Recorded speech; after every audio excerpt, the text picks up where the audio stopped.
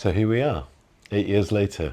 Back in San Diego. Yep, at the SAP A&D Innovation Day. A&D stands for Aerospace and Defense. This is where it started, actually, 8 years ago. It is. I was doing a PSA tool, Professional Services Automation, IB.net. It was a software package that essentially was time and billing for small consultancies. Yeah, and I was doing consulting work, actually, working for an executive team at Cubic, helping them, advise them on their journey around SAP. And then the event came around and we ran into each other. So I remember we sat down and we said, where are the gaps? Because we're both passionate about software. Even though we've been in and out of consulting throughout our careers, we're passionate about the software and about solving problems. So I remember we sat down and we listed about 5 gaps, didn't we? Yep. And I remember there was one of those ideas that specifically had come up as a big pain point for Cubic, where I've been advising the executive team, because one of the things I was doing for them was helping advise them, and I was out interviewing all the executives and whatnot. We started chatting. We actually had the famous napkin, I think, where That's we wrote right. down, wrote it down yep. On the ideas. So out of that event back in the day, we said, why don't we go talk to them? Yeah, exactly. And we went to talk to Cubic the same day. Yep. And they liked the idea, which was great. And they basically said, we'll give you a shot, we'll give you 6 weeks to see what you can do. Actually, I think we were the one that put we the offered, chat. We offered to build a prototype in 6 weeks, yep, absolutely. And it was fortunate because I had a team. I had a development team and we had an architecture we'd built on top of, we'd built a whole user experience framework in JavaScript and Java. It was using a different database at the time, but we thought, let's use SAP's HANA database. So we talked to the team and they said, yeah, we can build a prototype in 4 to 6 weeks. And that's how the whole company was founded. So that team in India, those were 3 guys and then the 2 of us. So we kicked off and started 25 together as a group of 5. Absolutely, yeah. Harsh, Anuj and Puneet. Since then, we've grown to about 45 people. 45, yeah. Yeah. It's really fascinating looking backwards and like, what did you think back in the days when you were there? Because I think, at least for me, the journey was always almost like looking far ahead, but then one step at a time. Yeah. So it was, I think we both knew that the opportunity was quite big, but it was never really getting ahead of ourselves. It was like, we gotta make Cubic happy, because unless they're happy, we can't get without the next. Cubic, we had nothing. That's exactly right. The other thing, I think, we got a few things right as well. We got it right by being in line with SAP. Yep. And by building on SAP's business technology platform before it even existed. SAP really liked the fact that we're almost exclusively SAP, frankly. We're maybe not exclusively SAP, but certainly we're very much embedded in SAP's way of doing things.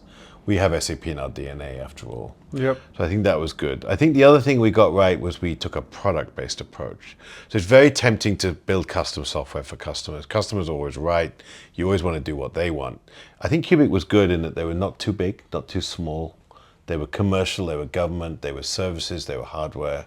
So it was a good mixture of things. They were definitely, well, the other thing was, not only were they good in the sense of the scope, that they had both the government, commercial, manufacturing and services, they also were a friendly collaborator. They were they were good, and we still have a great relationship with Yeah, Cubic. they were very good about that. In the sense of working in a co-innovation, because I think some customers are better suited to work in co-innovation. Yeah, Barry Long in particular was very intelligent, really understood what he wanted out of the tool.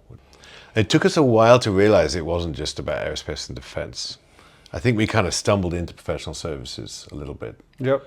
When we realized what we were building was useful for professional services. A lot of professional services firms, myself included as a consultant, have built proposals in Excel over decades. Yeah. And consultants always like to reinvent the wheel. They always like to come up with a new Excel spreadsheet for every proposal. So that's the challenge, but also the opportunity as well, is to come up with a single source of the truth. Yeah, absolutely. Yeah, and I think the thing that we'll realize along the way is that we started, through our heritage of SAP and aerospace, and then we learned about, professional services. We got interest, and then we actually got a client, Procter & Gamble, in the capital project space, which we kind of, I think with all these different data points, we start molding it to realize that this is really holistically a problem across all projects, Absolutely. project-centric Any industry. large project, exactly. Any large project. I mean, it's interesting because our careers have been in the project space all along. We maybe didn't realize that, but in aerospace and defense, which are both of our backgrounds, it's a very project-centric industry. Yep. We've been always working in project. I've done some construction, home building, and some other areas which are also project-based. The other story along these lines, which I also remember, is I remember early on when I said that this is what we're going to do, I talked to another executive from another aerospace and defense company, which basically challenged me to say that what you're trying to build is not possible, which was actually interesting, but also motivating, I have to say. Of course, yeah, because absolutely. it's one of those things that his perspective was, every project is too unique, and because every project is too unique, everybody's going to end up reverting back to their Excel spreadsheet. But the interesting counter-argument that I've learned along the journey over these 8 years is that there's a reason you received that RFP.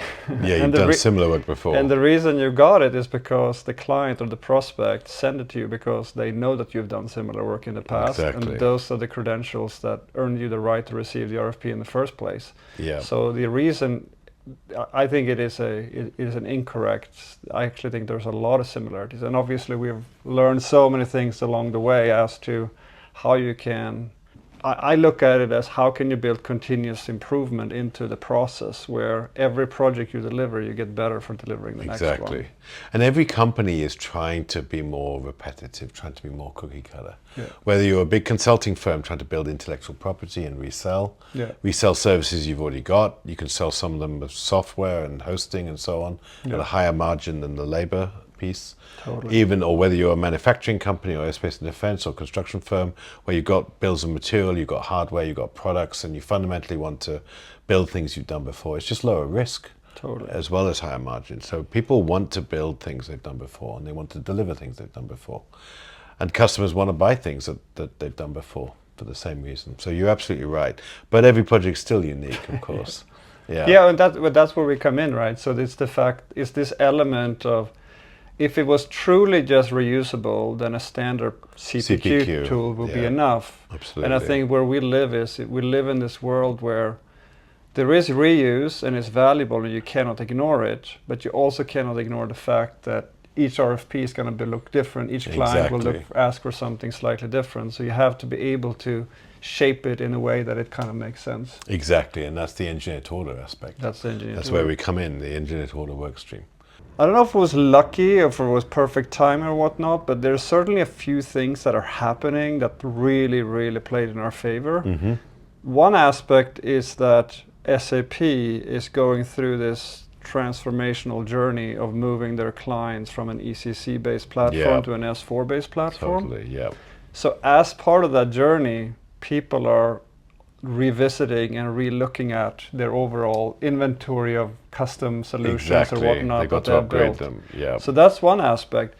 The other aspect that's also happening, which is not SAP related at all, but there's this transformation which you mentioned, which is people are going away from everything is time and material and whatnot, and they're trying to move into more repeatability. And customers have less patience for that, and they want to pay for outcomes and whatnot. Yeah, exactly. So there's also a shift in how people are trying to sell, away from maybe cost plus and T&M towards more fixed price. Absolutely. And these things, both the SAP side, but also this other thing that happened on the business side, means that people have to care more about how do I price things, but also how am I looking at my current inventory of solutions that I have available to actually support that new world. Yeah. And I feel like we're kind of coming in there and helping them, like, oh, but there's a new way to actually think about the problem. Yeah, and the third aspect is AI. Oh, yeah, of course. So AI and it's the data intensity of everything and the data processing speeds and so on. So that's absolutely, all three things are coming together. All three No things. question. I think we were lucky that we didn't just build something in SAP S4. So we're not waiting for the upgrade only. Yes, yeah. There's a lot of clients of ours still using the old ECC product, like Cubic is one, but there's other clients as well. And there's clients that want to maybe go live with our product before the upgrade, ahead of the upgrade. But you're absolutely right. The S4 upgrade has driven a lot of interest, a lot of business our way. Because people have to revisit the tools that they have. I remember one of the intriguing pieces for me around this thing was I made the assumption that a lot of the people that have built custom solutions have built them based on a standard columnar-based SQL, no, not a SQL. row-based Yeah. SQL store. And I was like, if there's the one thing that has a lot of calculation and a lot of math and it has to be estimating. So I was like, forget about AI, but just the fact that HANA, SAP had this in-memory database, which was very performant on reading and whatever. We really used that. It just felt like Yeah. there's also this element of moment in time that the technology seemed to have caught up to solving the problem in a better way. I remember that. We sped up the costing dramatically by using HANA stored procedures. Yeah. Absolutely. Of course, since then we've moved away from that. Now we're doing everything in Java memory. It's even faster than HANA. But at the time, it was so critical. Absolutely. Yeah. What about the name? The name 25, yeah. So, tell us where the name come from. The idea around the name is actually that 25 has related to like 2020 vision. 2020 vision is what human beings, the average human being, if you go get your eyes checked out, you'll have to look on those letters. Depending how far down you get the list, you can get to 2020, maybe 2015. But 25 is in essence the vision of what a hawk and an eagle can see. And it's actually beyond what even even theoretical basis people that have done studies of the physics whatever of the human eye, that nobody can actually have that good of a vision. I think 28 or something is maybe the maximum. So it just felt like one of those things where if it is always going to be slightly out of reach of humans, it feels like it will never become irrelevant. Exactly, yeah. And it's eagle eye vision. So and the logo is the number 25 in the shape of an eagle. Yeah. So that's how we came up with the logo as well. First of all, it's really exciting to be back here in San Diego because it feels like going back to the roots where we started.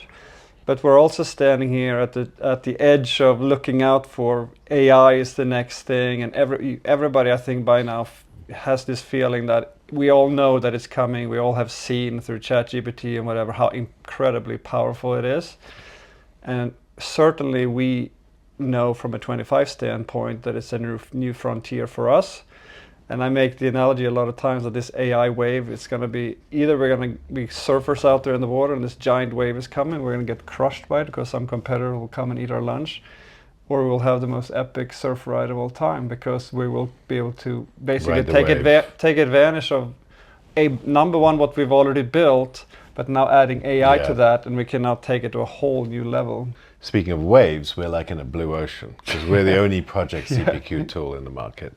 There are services CPQ tools for professional services firms, but there's no other project CPQ. No. So when you combine that material, hardware, costing and estimating and pricing with the service labor piece, I think that's unique. And as you say, if we can build on the AI technology that we have already in the product and develop it further, I think we'll be able to do very great things in the near future. And it is good to be back here after 8 years. It is, yeah, it's good taking stock. So absolutely.